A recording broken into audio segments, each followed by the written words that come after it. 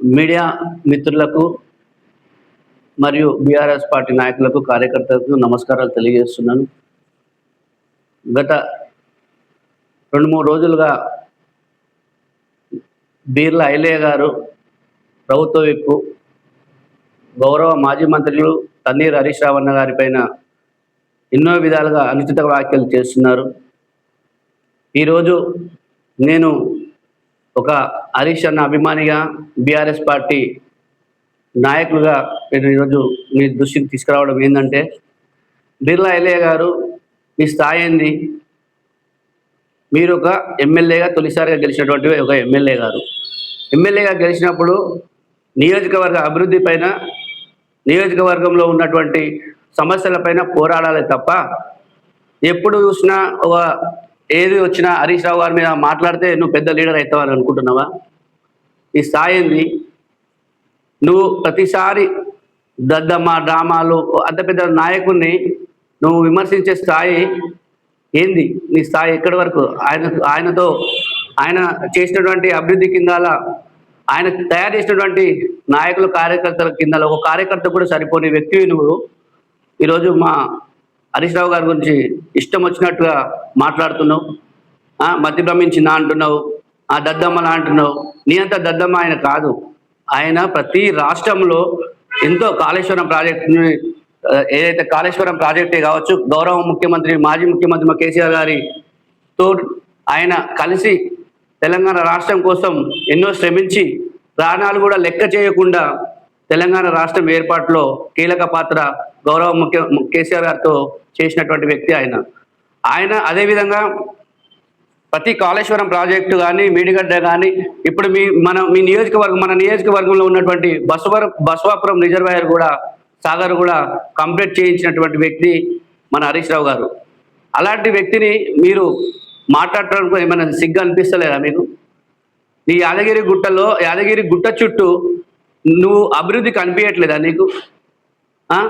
ఇంత మంచి అభివృద్ధి చేసినటువంటి నాయకుడిని నీ నోటి, నీ పదజాలము, నీ సంస్కృతి, నీ మాటలు ఆలేరు ప్రజలు నిన్ను చీకొట్టుకుంటలేరా? ఈ సంస్కృతి మార్చుకో. ఎవరో ఇష్టం ఉన్నట్టు మాట్లాడితే ఊరుకునేది లేదు. నాలుక నువ్వు కోస్తాను కానీ నాలుక మీది కోస్తాం. ఏమనుకున్నావు? తస్మాత్ జాగ్రత్త. ఇంకొకసారి హరీష్ రావు గారి గురించి కానీ, మా కేటీఆర్ అన్న గురించి కానీ, అదేవిధంగా మా గౌరవ మాజీ ముఖ్యమంత్రి కేసీఆర్ మీద కూడా నువ్వు ఇలానే మాట్లాడితే ఎప్పుడు రాజకీయాలు, అధికారాలు ఎప్పుడు శాశ్వతం కాదు, గుర్తుపెట్టుకో. 10 ఏళ్ళు అప్పుడు కాంగ్రెస్ గవర్నమెంట్ ఉంది, తర్వాత బీఆర్ఎస్ ప్రభుత్వం వచ్చింది. ప్రభుత్వాలు మారుతూ ఉంటాయి. లీడర్ కూడా ఒక సంస్కృతి ఉండాలి. ఒక మనిషి మాట్లాడే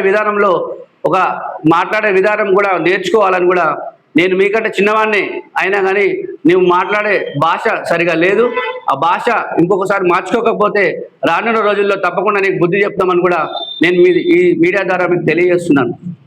ఇకపోతే ఆయన ఏది పడుతుంది ఇష్టం ఉన్నట్టు పోరాట యోధుడా, వీడవాడ ఏంది? హరీష్ అన్న గురించి ఆయన తయారు చేసిన కార్యకర్త కూడా నువ్వు సరిపోవు. నువ్వు హరీష్ అన్న గురించి మాట్లాడిన పెద్దనివా? అంటే నువ్వు మాట్లాడితే ఎంత పెద్ద మాటలు మాట్లాడితే నువ్వు మంత్రి అవుతావు అనుకుంటున్నావా? రాజకీయంగా ఎదుగు, మేము కూడా సంతోషిస్తాం. ఒక బీసీ బిడ్డగా ఒక మంత్రిగా ఎదుగుతున్నాను మేము సంతోషిస్తాం. హరీష్ రావుని తీరితే నీకేమొస్తుందా నీకు?